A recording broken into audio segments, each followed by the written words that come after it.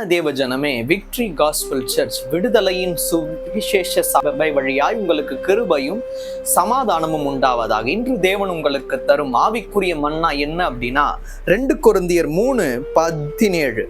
கர்த்தரே ஆவியானவர், கர்த்தருடைய ஆவி எங்கேயோ அங்கே விடுதலையும் உண்டு. அப்போ கர்த்தர் ஆவியானவர் வெவ்வேறு அல்ல, அவர்கள் இருவரும் ஒருவர் அப்படின்றது இந்த ஃபர்ஸ்ட் லைனே உங்களுக்கு என்ன பண்ணுது, எடுத்து காட்டுது. கர்த்தரே ஆவியானவர்.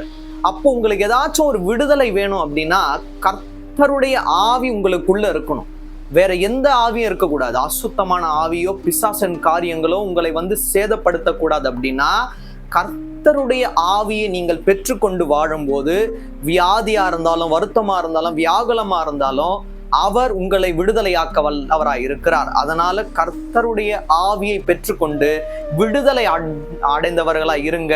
தேவன் தாமே உங்கள் யாவரையும் மென்மேலும் ஆசீர்வதிப்பாராக. ஆமென்.